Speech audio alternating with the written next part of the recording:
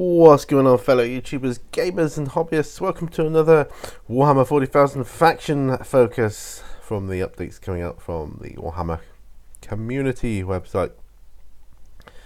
And I wanted to do this one because it's Imperial agents, and why I wanted to do this one is because they've always intrigued me. I've never really paid much attention to them before, so maybe the new edition, now is the time. We have Resius from the SoCal Open back again today to discuss some of the Imperium's more specialised agents and warriors, the Inquisition, Officio Assassinorum, hey, I think I said it right, and Adeptus Sororitas. Reese, yeah, we know about him. So let's get to it. Previously, these factions ranged in efficiency on the tabletop, and some of them were very rarely seen, such as the Adeptus Sororitas. That's because we all want the plastic miniatures, Games Workshop. Plastic. Apart from Celestine, had a surge in popularity recently.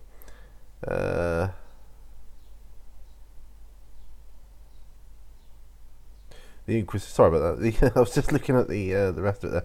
The Inquisition was a bit of a mixed bag, with Cotiers making a solo Inquisitor, or a solo Inquisitor with servo skulls, making occasional visits to the battlefield. Yes, but not much more. However, that is all about to change.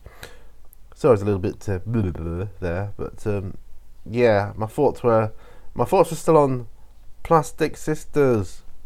Anyway, the Officio Assassinorum particularly have had quite a ramp up. They all come in at very reasonable points cost for match play and have interesting and fun abilities. The Vindicator is a truly deadly sniper with his ability to ignore cover and invulnerable saves on a gun that is AP -3, and always wounds infantry on a 2+ with D3 damage or D6 on a 6 to wound. However, the award for most improved goes to the Eversor, who's always been my favourite of the assassins. He now can appear from reserves anywhere on the table, more than 9 inches away from enemy models, but charges 3d6. 3d6! That's quite a bit.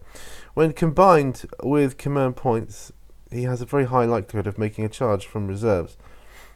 And when he arrives, and in melee, he packs a wallop. Okay, Eversor Assassin. See if we can see this. A little bit. Not a very sharp picture they give you here.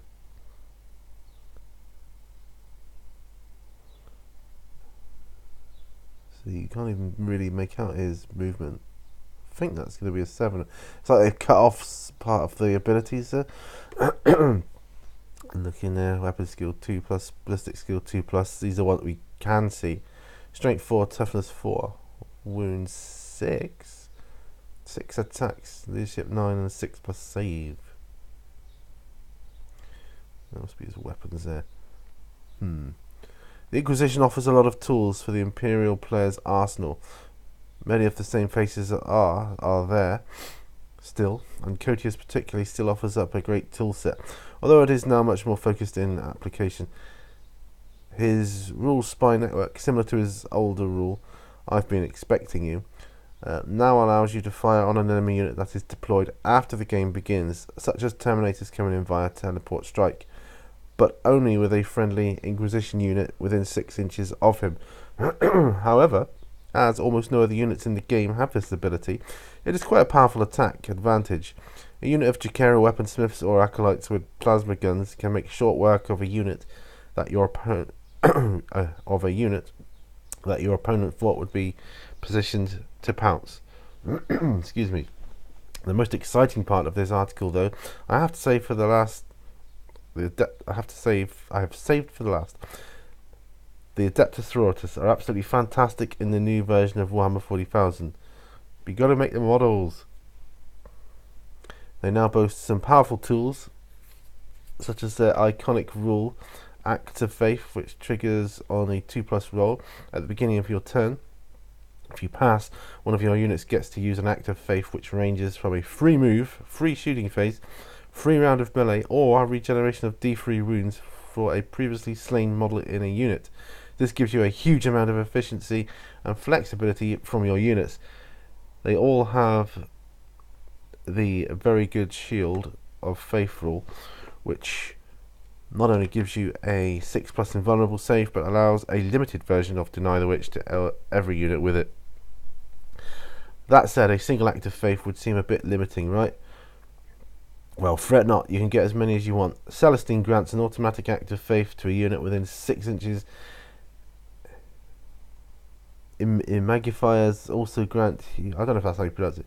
Magifiers also grant you an additional act of faith to a unit within 6 inches on a 4+. This gives you a scalable strategy to get the most out of your very awesome special rules. Speaking of Celestine, she's absolutely incredible. She boosts the Shield of Faith save of a nearby Adeptus Sororitas units by 1, typically to a 5+ invulnerable save. Combine this with these Seraphim Squad's Angelic Visage, a special rule, to re-roll their Shield of Faith save, and you have some tough cookies. Celestine also comes with regenerating bodyguards, the Gemini Superior, and if that were not enough, once per game after being slain, she can come back with full health on a 2+ roll. She is a phenomenal character and will be seen in nearly every Adeptus Sororitas collection. Yeah, but I want plastic ones. I know she's plastic. Yes, I know. But the rest of the army. Anyway, Celestine, what have we got here? Strength 3, toughness 3. Well, actually, I don't. Yeah, Celestine, strength 3, toughness 3, wounds 7, 6 attacks, and leadership of 9. Well, I don't know what this is underneath here. Do you know what that is? Adeptus Sororitas also benefit from some powerful vehicles. The Immolator especially is incredible. It not only transports 6 models, but also packs a mean weapon, the Immolation Flamer, which has the standard Flamer style rule with auto hits with 2d6 strength 5 AP -1 shots with a 12-inch range. But even better, it is an assault weapon, meaning the vehicle can advance and still fire. That is truly powerful in the new Warhammer 40,000. Combine this with a Dominion squad with 4 melter guns, and you have a potent combination of anti-infantry and anti-tank / monster firepower.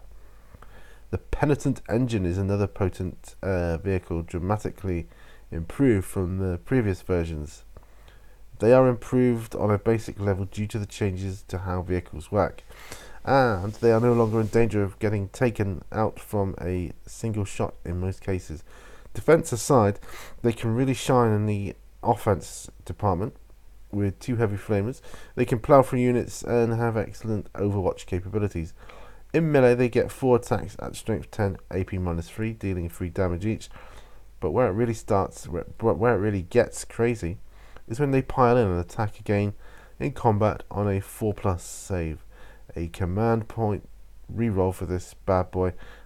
Save a command point reroll for this bad boy, and watch this unit tear enemy units to shreds.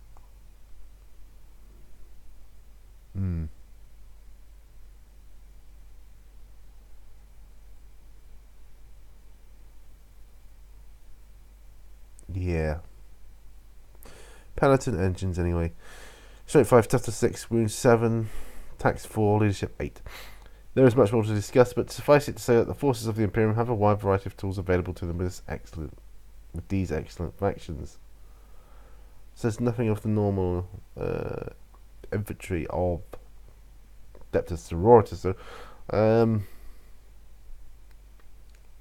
yeah, I'm gonna have to.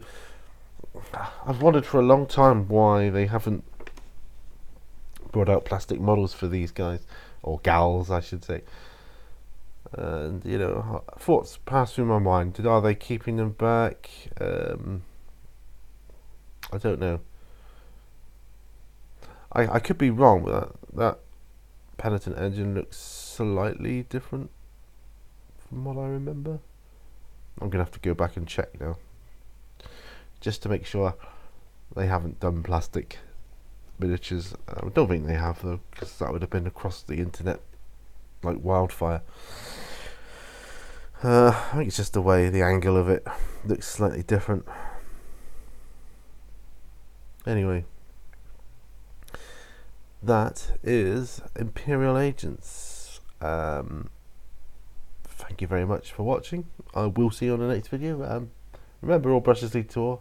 Bye for now.